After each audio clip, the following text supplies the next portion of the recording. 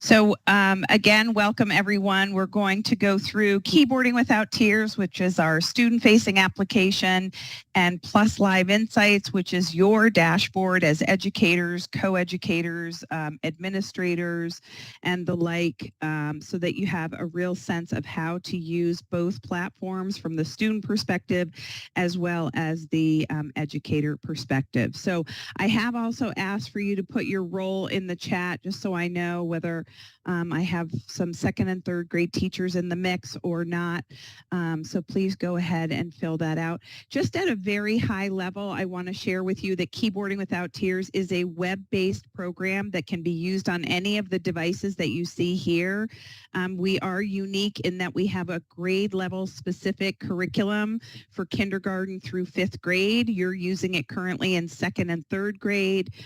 Each of those grade levels is 36 weeks of activities, which is absolutely a full school year. The licenses are active for a full calendar year. So if you want to extend the learning over the summer, you absolutely can. Typically, the Clever data gets paused, but that doesn't necessarily mean you can't get in and access your application. So if we can support you with a parent flyer to go home at the end of the school year because your students haven't quite finished those 36 weeks and they would like to, or even if they have finished the 36 weeks and they want to continue practicing, we absolutely encourage that.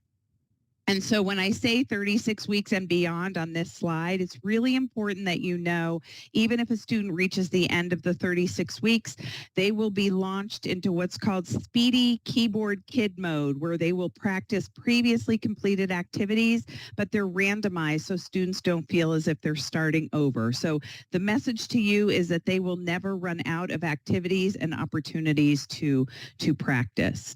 The other differentiator in our program is that we're not incorporating rote drills. We know that we need student engagement, and so making those cross-curricular connections with familiar and appropriate content and images is really going to keep students engaged. And you know, there are plenty of typing games out there. The games don't necessarily teach keyboarding like we do. We start with foundation skill building activities, and then we break that keyboard down into 6 sections, and we teach students in those 6 sections of the keyboard before we expect them to put the whole keyboard together and use all keys.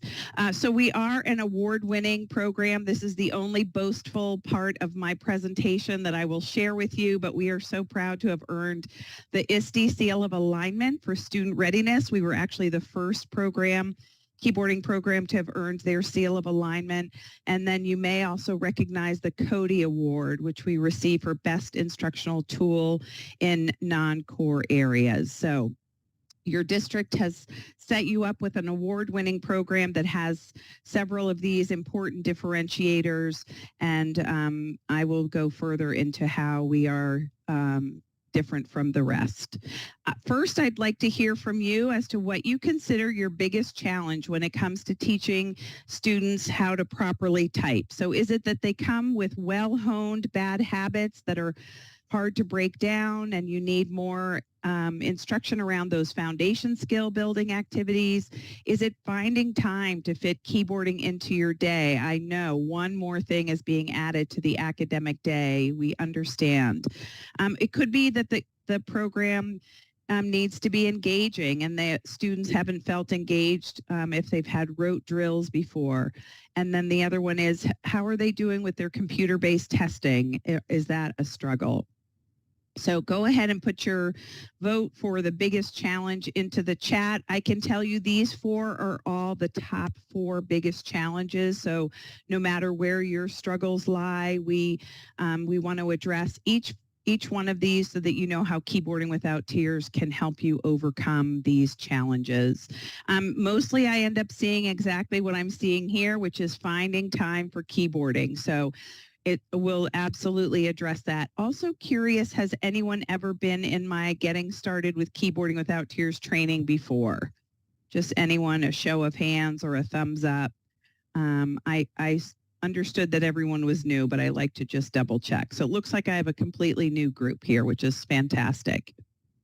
So one of the most important things is to correct those bad habits that they've already formed. They've practically been given a device at birth. They've had access to iPads and iPhones at a very young age. They have not been taught the proper way to type when they've been given those devices. So they've been working hard at hunting and pecking, and then they arrive in school and they have no concept of the fact that it really takes all 10 fingers to properly and efficiently type. Not 2, not 4. Those index fingers and thumbs have really been put to the test. They've become the 2 strongest fingers on each hand from all of that hunting and pecking. And then we also challenge them because we're putting a device in front of them that's organized in this QWERTY layout. So I call it the QWERTY world. And it doesn't make any sense to them because everything else that they're doing is in A to Z alphabetical order with letter recognition and alphabet knowledge. And now we're trying to teach them a very foreign layout. And if anyone knows why we're set up in this QWERTY world, please go ahead and chat in your answer. There may be a prize involved in that. The other thing to know is that we're using terms with them that they have never heard before. They don't know what we mean when we say start by placing your fingers on the home row. They've never been taught what a home row is. So we really need to start from the beginning, break things down, have them build the strength and coordination in their hands and start using all 10 fingers. So that will be something that we address. And thank you, Sherry. That's absolutely the reason why we're living in the QWERTY world. So back when we were using a typewriter and those metal hammers were jamming up, causing lots of frustration, they decided to move the most frequently used keys and separate them from each other because of the mechanics of that old-fashioned typewriter. So even though we're now not using anything anywhere close to that, I think we are going to be living in this QWERTY layout forevermore. So yes, Sherry, you've won a Keyboarding Without Tears poster. Thank you for chiming in so quickly with that response. So let me show you, especially if you haven't gotten your students started yet, every single student, no matter which grade level they're in, will go through the Clever portal, click on the icon, which I'll show you in a moment, and they're first launched into this home row animation video to really set them up to understand how they should be placing their fingers and where they should be returning home to. So let's listen to this. The home row. Hey kid, look, it's a keyboard. Cool, kickflip. No, keyboard, not skateboard. Oh, how do I use it? Try using both hands. Like this? My thumbs can't reach. Nope, not like that. Like this? No, definitely not. Nah, dog. Let me show you how to use the keyboard correctly. Let's start with the home row. Do you see the green row on the keyboard? Yeah, it's in the middle. That's called the home row. You rest your fingers on the home row. Let's look at the letters. Do you see the letters with the little roofs on top? Yeah, A, S, D, F, J, K, L, semicolon. Those are the home row keys, and that's where you rest your fingers when you're not typing. Like this? No, silly. Let's start with your left hand. Your left pinky rests on A, left ring finger rests on S, left tall finger rests on D, left pointer finger rests on F. Great. Now let's try with the right hand. Pointer on J, tall on K, ring on L, and pinky on semicolon. Do you feel the bumps under your pointer fingers? Yeah, I feel the bumps on F and J keys. Do you see G and H in between? I see G and H. Perfect. You're on the home row and your fingers are ready to go.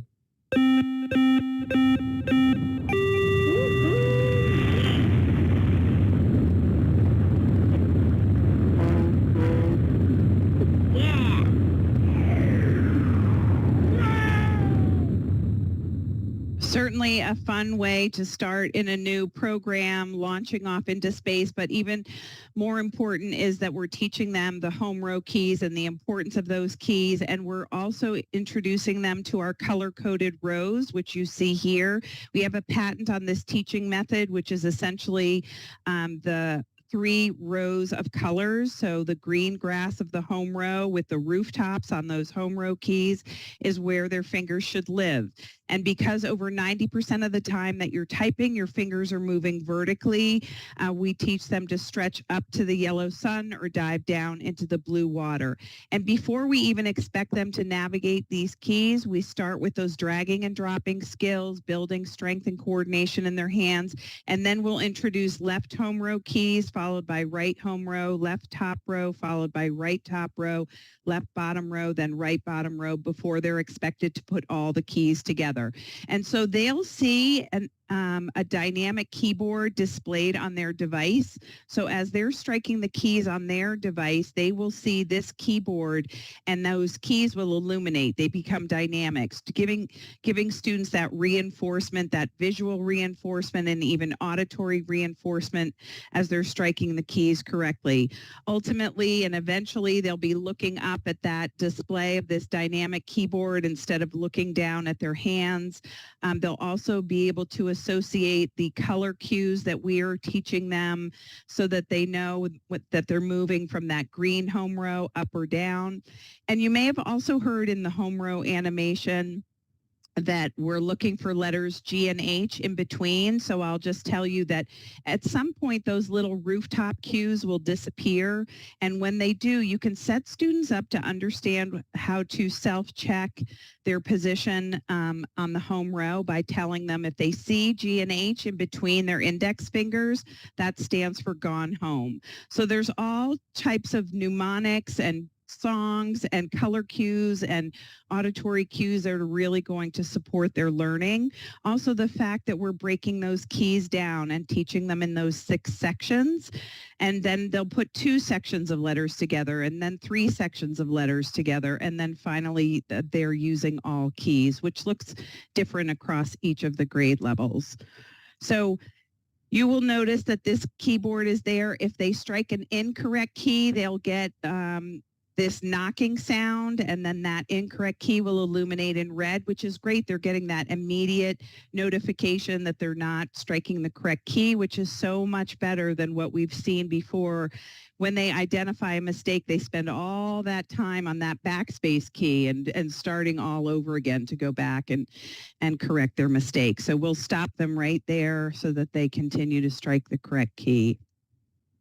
So I hope that you will introduce them to watching that home row. They will see shorter clips of that same video throughout the 36 weeks just to continue to remind them. The other challenge, and actually you'll see this keyboard come to life when we go into the dashboard. I'm going to ask you to launch your Plus Live Insights through Clever in another web browser in just a few minutes. If any of you aren't able to get in for some reason, I do have a demo account so that we can all go through the dashboard together. Have any of you already been in Plus Live Insights and seen that dashboard? You can just give me a yes or a no in the chat. Want to know how new the Plus Live Insights dashboard is going to be from the Keyboarding Without Tears side. So is it new to you? Jamie's saying it's not new. Okay, you may have, yes, Caitlin, we'll have a demo for you. Not new to Jeannie, of course. I think, Jeannie, we've been on this keyboarding ride for a few years together.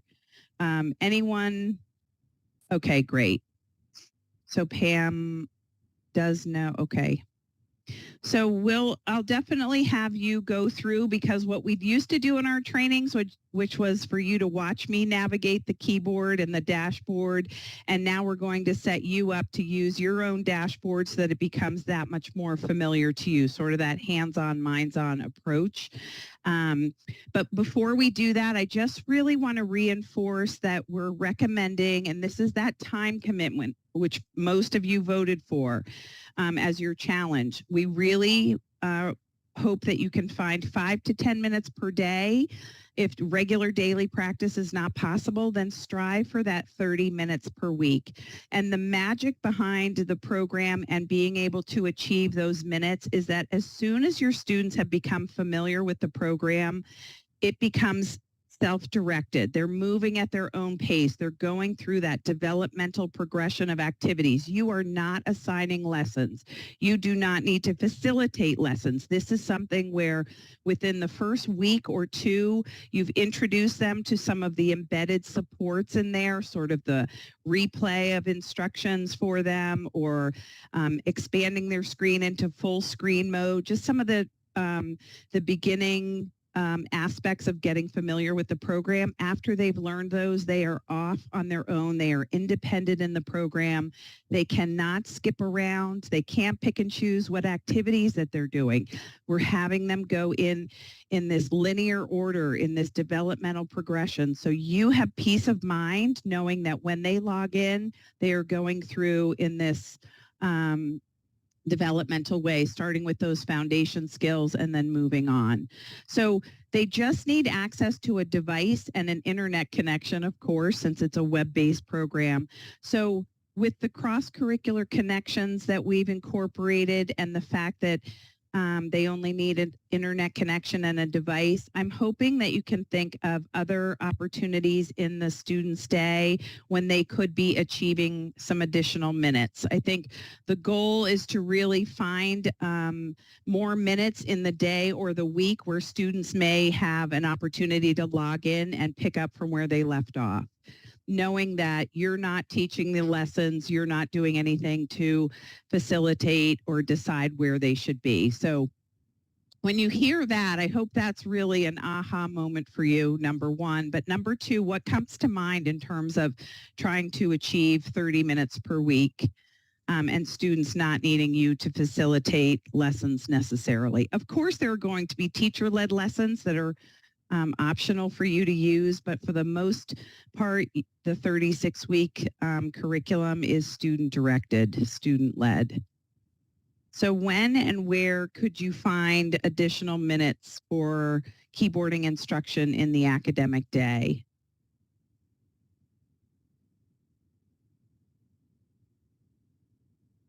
I'm going to suggest before school starts, as finished early work, in an after-school setting, perhaps, knowing that they will just pick up from where they left off. They will want to move into the next activity. Every activity is new and different, and so being able to log in and pick up from where they left off, as long as they've completed their activity. So when they are in Keyboarding Without Tears, they have to finish their activity in order to see the next one upon next login. So give them that warning to finish up. Otherwise, they will see that activity again when they next log in, and that can, of course, be frustrating for them. So activities are anywhere between 1 and 5 minutes. So if you give them that warning, then they'll move on to the next activity the next time they log in. Nina, if teachers in their setting have any sort of rotation, station rotation centers, or an independent workstation during their literacy block or any other time of day, excuse me, that would also be a great time because, as Nina said, it's self-directed and it complements the other curricular areas. So it could, in fact, be inserted in any of those time blocks. Thank you, Karen. So, you know, there are math equations, math sentences, there's geography, there's art, there's music. So it feels relevant and appropriate no matter where they are in their day. Even though it is a keyboarding program, we've done a really nice job of infusing these cross-curricular connections. So if you think of some other opportunities in the day, go ahead and chat them in. You're very fortunate in that you're using this wonderful single sign-on solution and roster management in Clever. It's going to handle all of those roster changes and provision licenses for you automatically when your students are added into the student information system. So they just simply click on this K icon. K is for keyboarding in this instance, not for kindergarten. And this is also how you will get into your Plus Live Insights dashboard, which I'm going to ask you to do. So if you could open up another web browser and go to your Clever portal and find that K icon. It's likely the only black and white icon. We keep it pretty simple. So you should be able to find that. We're going into a dashboard that has this logo for Plus Live Insights. And then anyone that needed that demo login, I'm putting it up on the screen here, but I will also put it in the chat in case you're not able to log into your own. But obviously having your own dashboard is going to be the best experience because you'll see your rosters and your reports. So for anybody that is in a demo environment, there's the URL, starts with the word demo. Then you'll come to an email address to put in, which I've put in the chat, educator2@448.lwtiers.com. And then a very long case-sensitive password. That's also in the chat. So let me know when you are all in Plus Live Insights and you see that yellow and blue logo at the top of your screen. I'm just going to take you through so that you understand how simple it is to navigate this dashboard. And really, this is something that you may go into, you may not. You may just use the Keyboarding Without Tears time with your students, but if you are curious about some of the features and settings, we're going to go through some of those now. So just let me know that, when you're in, just by chatting in the chat, so I know when to get started. Thank you, Tracy. Great. You should see Plus Live Insights in the top left logo, top left corner. And then if you're looking at my dashboard, you may recognize the superhero on my screen, but hopefully you're looking at your own screen. We're going to go down the left side navigation for the purposes of this training today. So the very first area that you can click on is dashboard. And I'm just going to wait. I've seen a lot of ins. Is anyone not in yet? We'll make sure you get in the program. Does anyone need the demo login again, or we're all good? Okay. So when you click on dashboard, you can see over on the far right, there's a area to view your profile. That's where you can add an avatar, the way your name appears. We're going to jump down a couple or three sections to teaching resources. If you could click on teaching resources, you should see that there are 7 tiles there that are available to you as educators. There's the Quick Start Teachers resource, which goes over some of the things that we're covering right now, but it's a great refresher for you. It just has the time recommendation, the icon that you're looking for to log in for your students, just a great getting started resource. Next to it is the user guide. If you have more in-depth questions, you want to dive a little bit deeper, you can click on that user guide and just go to the second page, the table of contents, because then you can find the area that you're looking for more information on, and it will snap you right to that section. So if you see it's 102 pages, we don't expect you to navigate that, but we have given you lots of information here that may be interesting to you. You may forget, for example, what I show you about enrichment opportunities. You can just snap to enrichment and it'll take you to that section. So the user guide is there to support you, almost like an owner's manual in a car. Some of you may never look at it and others will rely on it as needed.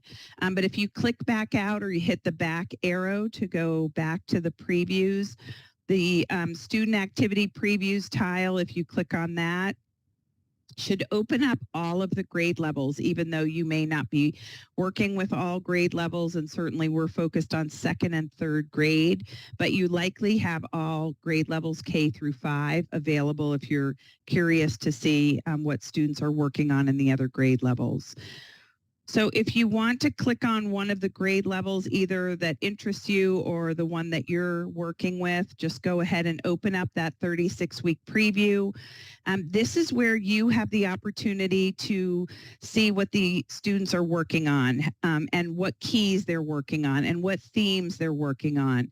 Just remember, this isn't how it appears for the students. You have flexibility to move around, pick and choose what you'd like to preview. By clicking on any of these weeks and then clicking on the activities themselves, to see how, for example, I clicked on second grade and I can see beginning in week 7, I have math as a theme and then music, math again. My first 6 weeks are foundation skill building activities. You can click on any of those weeks, try the activities yourselves, or just watch a student doing them if you're curious. But it gives you a great sense of how intuitive the activities are for students. They go in, they have auditory instructions and written instructions. There will also be a video that plays anytime they're trying a brand new activity. They will be set up with an introductory informational video. And they won't be able to just click on these like you are. This is your opportunity to just peruse the 36 weeks and check out some of the things that they're working on. For you as third grade educators, notice I've clicked on the third grade if you want to do that as well. Or even if you've opened up another grade, at the very top right corner of that 36-week preview, you should see that all third through fifth graders, so in your case, third graders, have been skipped ahead those first 6 weeks of foundation skills. We found that by third grade, most students already have the dragging and dropping, and so they default in our program to start at week 7. But you have the opportunity to move your entire class or individual students back to week 1 if you would like them to focus on those important foundation skills. The way the weeks are organized, they're meant to show you approximately the number of activities that can be completed in that recommended 30 minutes time. So that's not to say that's what they'll do in the first week. You may have some students who are working in week 7 and others that are still in week 3, and that's okay because they've moved through at their own pace and they're doing them in that developmental progression. You may also notice on I call it the Friday column, it's the far right column in those student previews. If you scroll down until you finally see in bold the word spot check, that's where the embedded speed and accuracy assessments are. And we don't believe in assessing students until we've really provided them the skills for that specific assessment. But if you click on any of those because you're curious about your own speed and accuracy, you can try your hand at some of those. Just click on spot check in that week. And just know that it'll always be at the bottom of that week, and it will be listed as it won't say spot check, but it will say either letters, words, sentences, or paragraphs. So if you go in and check out one of those spot check challenges, I hope that you'll notice that students will get to try those up to 3 times. Human nature always says they want to beat their score, their speed and accuracy score. Well, we absolutely let them try doing that. So when you click on those spot check challenges, and if you try one of those, don't miss out on the fact that there's a try again button, because they will want to beat their speed or improve their accuracy. It's just how we're built. So in speaking about speed and accuracy, I'm wondering if you have a set standard that you're using to ask your students to shoot for a particular speed by the end of 2nd or 3rd grade. So do you have anything set up for students in terms of where you would like them to be? And do you have, and if you don't have that set up, then I'd love to see what your guesses are for where a 3rd grader should be in terms of their words per minute score by the end of 3rd grade. And these will purely be guesses, I know. But let me know where you think 3rd graders should be in terms, well, if Jamie didn't win the poster right away, okay. You sure you haven't taken one of my trainings before, Jamie? So is that a guess, or did you know that there's a rule of thumb out there? Because usually we see, very good guess. Usually we see a lot of different words per minute guesses, and this is a trick question because there really still isn't a published standard out there. So if you're wondering why you have a keyboarding program but you don't know where students should be, it's because there isn't a set standard. But there's a very widely used rule of thumb out there, and Jamie hit it with 15 as a third grader. That rule of thumb is 5 words per minute multiplied by the grade level that they're in. So if you want to use that because students want to have a goal, they want something to shoot for, perhaps you want to have a contest, you want to see who gets to 15 words per minute and then they get some type of a reward, or students come to you and say, where should I be? What is a good score? I'm at 8 words per minute. Is that good or bad? So at least you'll have this rule of thumb in your back pocket to share out with students. So for those of you working with second graders, clearly it's 10 words per minute, and third is 15. And there isn't anything for the accuracy percentage, but that I will tell you that a rule of thumb is proven out in our data and is used across districts all over the country. So Jamie, I'm going to write your name down. If you could just also let me know which school you're located at so I can send you one of our Keyboarding Without Tears posters. Great guess. Okay, Barfield, thank you. So let's continue moving on. I will just point out that right after those spot check challenges, there are 2 enrichment types of activities that you could enable in your dashboard. One of them is called, and it's on my screen, My Choice Keyboarding. Those are independent writing prompts. Students love to express their responses in these independent writing prompts instead of always keying in what Keyboarding Without Tears has requested.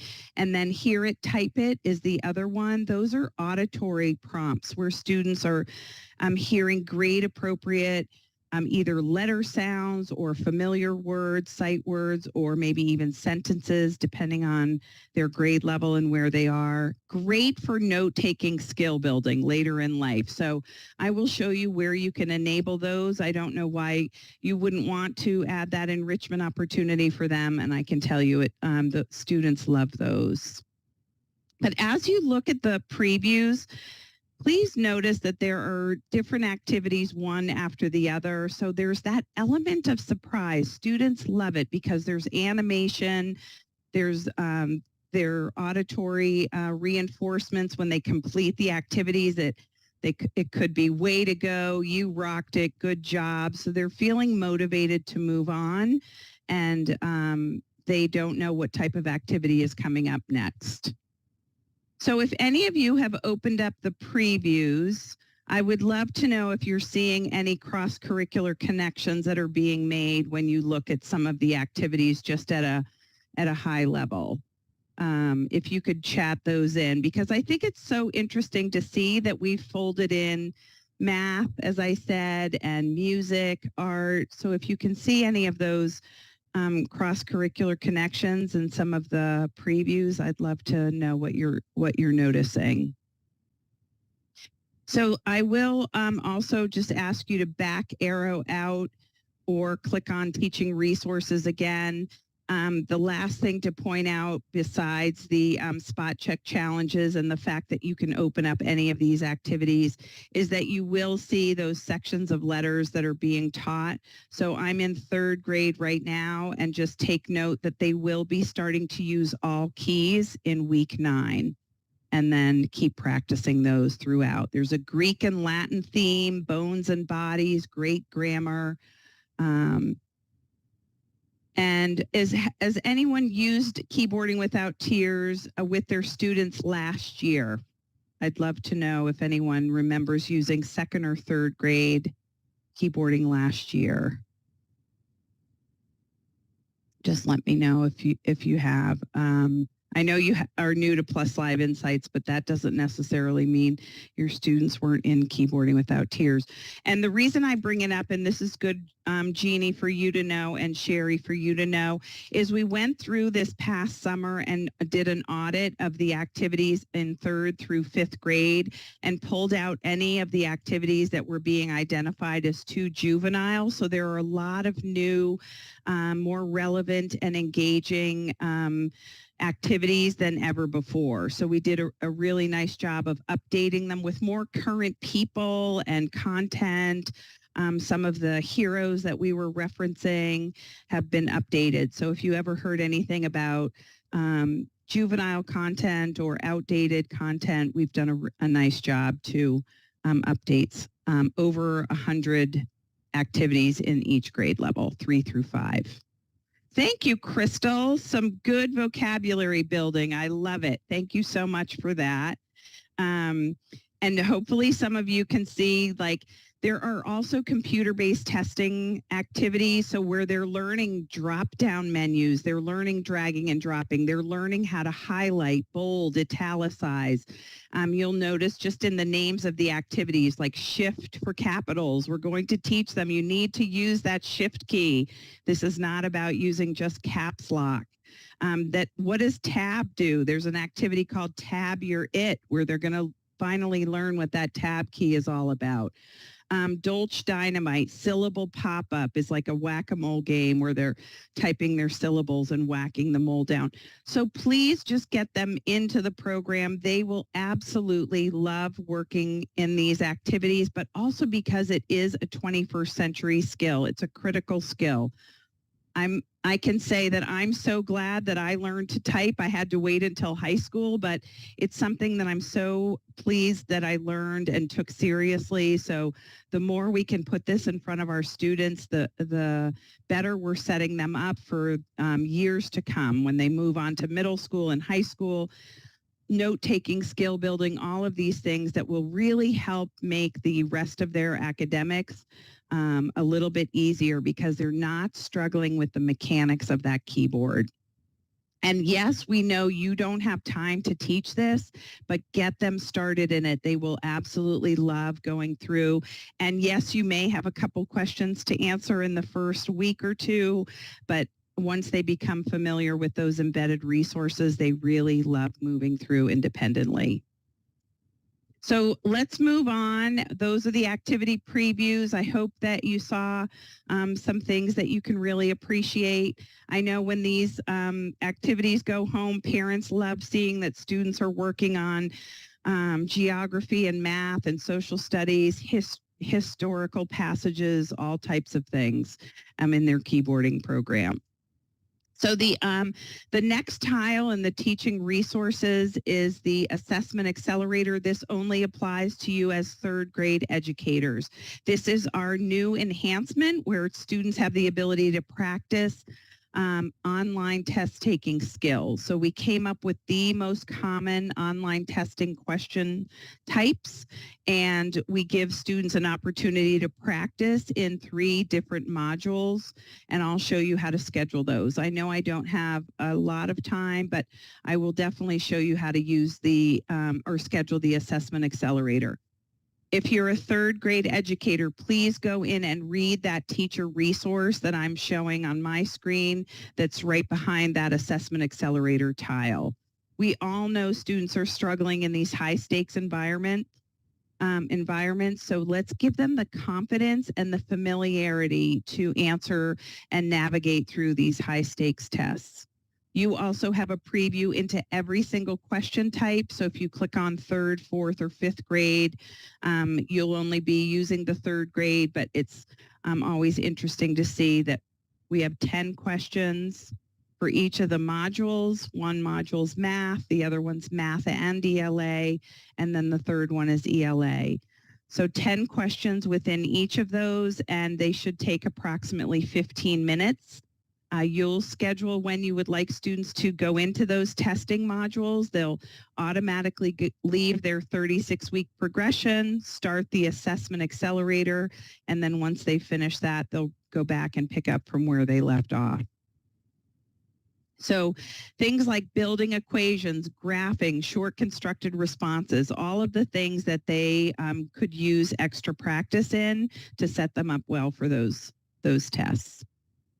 So back to teaching resources. I'm not going to spend a lot of time, but I do want to call your attention to the fact that we have incorporated teacher-led lessons. So if you're in a role where you want to use some downloads, some videos, some hands-on activities, absolutely click on the digital citizenship and literacy tile. We have so many activities here brought to you from Common Sense Education, on how to behave online, digital citizenship. And those are full of offline, unplugged resources available to you, especially as you may want to change the instruction, add some variety. Sometimes students have had so much stimulation, they don't need more time on a device. We give you these options for taking them off the device, having them work in small groups or whole groups and do some of these activities. If you've never clicked on Common Sense Education, anytime you're in, you first launch one of their activities, you'll have to just set up your email and a password. And after that, you have access to the complete library of lessons. So how to behave responsibly online. And then the only other option you should know about are the digital literacy lessons are down below. Again, handouts, activities, fun worksheets. You could print out introducing a keyboard, for example, if you find that one. That's finger fitness training to learn those color-coded rows, but in a tactile way before or maybe throughout the year to really reinforce the finger key association. Keyboard spelling is another one that I like. You could print that out. They can write their spelling words and then color in the corresponding keys. So just different ways to add some variety for you and for your students. So keyboarding spelling, I would also recommend. There is a song because Learning Without Tears knows that music brings education to life. So you better believe we wrote Home, Home on the Row for you to sing to the tune of Home, Home on the Range. And yes, you can get your students up out of their seats, working out the wiggles, singing a song about the importance of the home row. They will absolutely remember learning the home row song with you. I think people always have a great smile when they're singing. So definitely click on the heart for that one and get to that one. You can either display the lyrics on your smartboard or print them out and get students singing about the home row. Really fun opportunities. Again, so many different ways to reinforce the importance of the home row. Finger and key reinforcement is the last tile in the teaching resources. Those are also tricky letter combinations that they can practice offline. So if you're inclined to just look at those, you can click on the heart and it will save the ones that you've liked in your liked resources library so that you don't have to try to remember. We've done a nice job of giving you the opportunity to filter and sort. You can even filter and sort by grade levels at the top of that section of your dashboard if you want to see just how many of these are appropriate for third graders, and you'll see that there are six specific to third grade. So lots of resources that I hope you didn't know about that you may or may not use, but it absolutely is important for me to let you know that they're there. Before we move off the resources, I feel like I've done so much talking. I'm going to pause and see if anybody has a question about anything that I've gone over so far.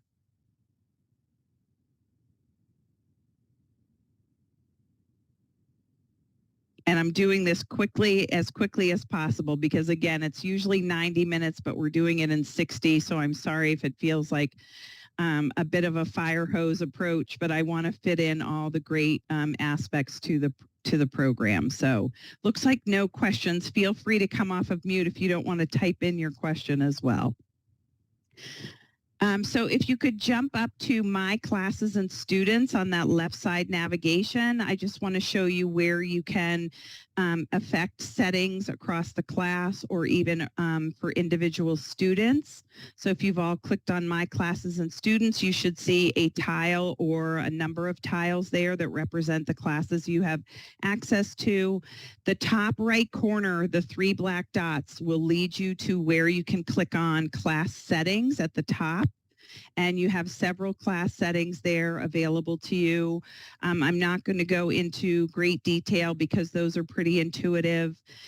This is, however, where you will schedule the assessment accelerator. So if you see halfway down the page, assessment accelerator, you just click on that down caret and click on in the blue, add another assessment. You can pick the calendar date that you would like them to go into the online testing module, and then you can decide that you want them to do 1 module, 2 modules, or perhaps all 3. Just remember to always click that hot pink Apply Changes button so that that setting is held and your students will automatically go into the assessment accelerator on that date you've chosen. Yes, it's only for 3 to 5. Thank you for that, Karen. Enrichment activities is right underneath Assessment Accelerator. That's where you would, and maybe you could even do it now. Just go ahead and enable My Choice Keyboarding and enable Hear It, Type It. Those will appear for your students after they take those speed and accuracy spot checks. So if you're in your classes right now, you can't do it at the district level, you do it at the class level, but please go ahead. Those are really great activities for the students. The most widely requested activity type by teachers was this last enrichment activity type, which is called Teacher Custom Creation. So if you enable that, this is your opportunity to write your own activities. It could be anything. If you start to think about how you could use this and you have ideas, please chat them in. Some of us are more creative than others. So if you share your ideas for how you might use this, really simple to add your own activities. Click on Add, give the activity a name. Could be first week in in your class, first week in Mrs. Berkey's class, and then you could select the date you want that to appear, and you have up to 800 characters to use to type that activity. It could be morning messages. It could be spelling words. Think of other ways that you might use this. Really fun because you can pre-schedule them throughout the year if you have great ideas around a holiday or a book you're reading together or a field trip. And then I'll just show you how these look for the students so that you understand one important aspect of this. So this is how a student will receive your activity. Type the text below. So the reason I show this to you is because you can see on my screen, if you're looking at my Teacher Custom Creation, first of all, you can see the dynamic keyboard as I'm typing. Won't let me move on until I strike the correct key. But just to drive home the fact that you can't ask them questions here, they're only going into a type over text mode. So asking them who the main character of in the book was, they won't be able to respond to you. But if you can think of some ways that you would use this, you can also copy them and send them to the other grade level teachers to use if you have some great ideas.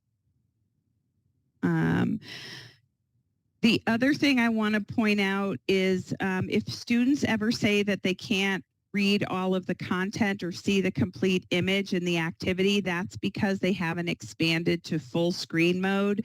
So if you see in any of the activities that you're in, those 4 arrows, if they're pointing up and out, means that they can enlarge the screen. So just know that if they don't see the activity fully represented, they just need to learn about that full screen mode. Especially Chromebooks, they default to a minimized screen for some reason. So the first time they log in, if they get in that great habit, it will hold for the duration of their time in Keyboarding Without Tears. So we've gone over the class settings. We've gone over enrichment. Hopefully you've enabled some of those. I'm going to click out of class settings and just show you. If you click on your class tile itself, it will open up the student tiles. So all of the students in that class, and you can see the 3 black dots again leads you to student-specific settings. There are only a few of those, but if you're just trying to change something at the student level, you have that ability. There is a new function in this area that's called Manage Student Products. So if you've clicked on either class settings or student settings, you'll see Manage Student Products. This is where you can change the grade level assigned if students are struggling with the content or perhaps they're not reading on grade level. We absolutely want to make it possible for you to have a discussion and maybe decide to change the grade level assignment. You used to have to call into our customer care, but now you can do that yourself. So Jeannie, you may want to work on how you determine whether a student gets lower, put into a lower grade level, whose decision that would be. But just so everyone knows, the student will never know that you've lowered their grade level license. It doesn't appear anywhere in the student-facing program. It's only in your dashboard in the reports. So we don't want them to ever feel inferior in any way, and because the activities look so similar from one to the next in terms of illustration style and all of that, they won't recognize that they've been moved down. So the only other area is for you, because you won't need any of these rostering functions that you may see, like transferring students or editing students, because all of that's taken care of for you by Clever. But there are certificates, so don't miss out on awarding students if they've completed the 36 weeks, for example, or maybe they did all the digital citizenship lessons that you expected. You can certainly click on the awards.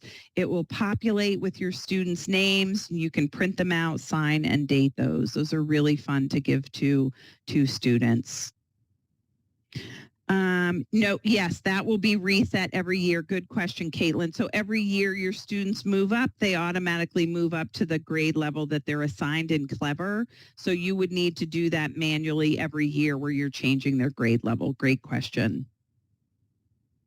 So any other questions about the settings that we went over that I showed you? Mostly I'm just trying to make you aware of what's available, but definitely take a closer look at some of those settings so you understand how to use them if you'd like to.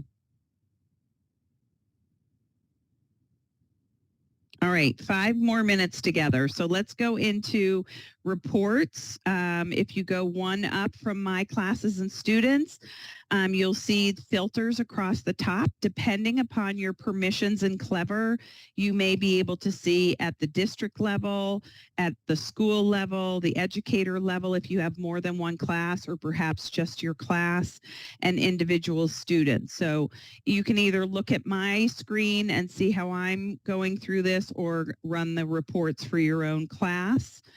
You'll notice under Select Entity, it will start populating with the different class names.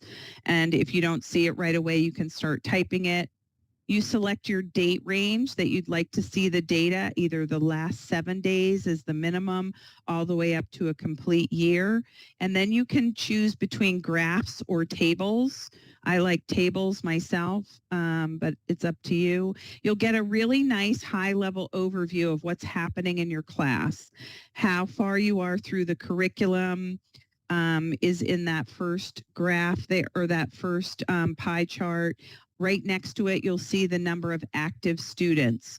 If it says 0 active students out of 10, which is what it says on my screen, just click on that blue circle to get the definition of that data point. So an active student in Keyboarding Without Tears, for example, is a student who's completed 5 activities per week within that date range you've selected. So if they're not averaging that, they're not considered active, but they could still be using it. So don't be deceived by that percentage. Keep scrolling down and you'll get lots of different data points, like what's the class average in terms of their speed and accuracy. If you're a third grade educator, you'll see a high level of assessment accelerator data that will tell you where they may need more support. Do they need the math module rescheduled, or perhaps all 3 modules? You'll know average number of questions answered, how many tries, how much time, things like that. And the best of all the reports, I think, is where it says engagement. You can see by student. This is where you would know if they were in a different grade level. It would say grade 4, but it may say key 3 for a 3rd grade license. And then you get a nice overview of how many minutes they're averaging, how many activities they've completed.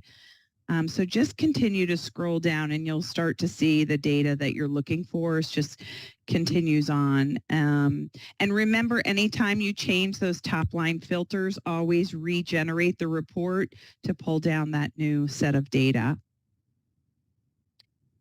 So those are pretty intuitive. I'm sure you don't see the usage that you're looking for right now, especially if you're just starting to learn about keyboarding without tears. But this is where you can also have those contests or those competitions with students if you think that they'll be motivated if they, achieve the 30 minutes per week, or they have the most activities completed out of the class. Great opportunities to motivate them to continue on. So the last thing I will show you, and thank you so much for moving through, is if you could go and just look at my screen and get out of your clever dashboard. I just want you to be familiar with the icons that you'll introduce to your students so that they can become independent. That full screen icon is the arrows pointing up and out. Always great for them to do that. Stop sign is to properly log out instead of walking away or just closing the lid. They will see a video, as I said, anytime the activity type is new, but if they need more support, that's a green video icon. If they just need to see a student doing that activity, they need help. The last one, the trophy icon, they love because it takes them to this path here where each one of these squares represents a week's worth of activities completed. If it's colored in and they see they've earned a ribbon, a medal, or a trophy, they can see the bullseyes are colored in for those spot checks that they've completed. And then they can also see when the next spot checks are coming up. And every time they finish a week's worth of activities, they get another purple square filled in. So keep them motivated to continue to move through. And they will be, just because it feels so interactive for them and fun. So I need to end here because I'm right at the top of the hour, but if you could just let me know what resonated with you, what was something you learned today in this quick 60-minute overview that you're excited about, or an aha moment, I would absolutely love to hear your key takeaway. And then please, if you wouldn't mind taking a picture of this QR code and just taking a few minutes either now or it will be in your Dream See Do dashboard. We really want to know how we're doing with our training. This one was much quicker than it should be, but I've said that a couple times. It's normally 90 minutes. So I know that this was really rapid fire, but let us know if it was the right amount of content, the right amount of reaching out and collaborating with you. We take all of your feedback very seriously in terms of making improvements. Oh yeah, great, Andrea. I'm glad I showed you keyboarding spelling. I'm glad you liked that one. Incorporating this into morning work. That's great, Jamie. So the districts that have set aside time where every day they're going to do those 5 or 10 minutes, or they're going to achieve 30 minutes per week, it's because they've set it up in their schedule, in their mind, to make it a routine. That's where you get the most usage out of keyboarding without tears. Otherwise, you may forget about it. It's not a math, social studies, science type. It's not a key class, so it could get forgotten about. I'm forgetting the word that I'm trying to say, but it's not a core subject.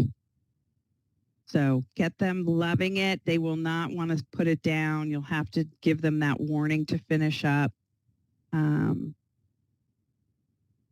Love that it's just not one more thing that I have to do. Exactly. We've really taken that, that aspect of facilitating and having to lead them through. We've taken that away from you because we know time is so precious for you as educators. So once you get them started, yes, you'll have a couple questions in the beginning, but it will set you all up for success because then they're free to move throughout the rest of the year.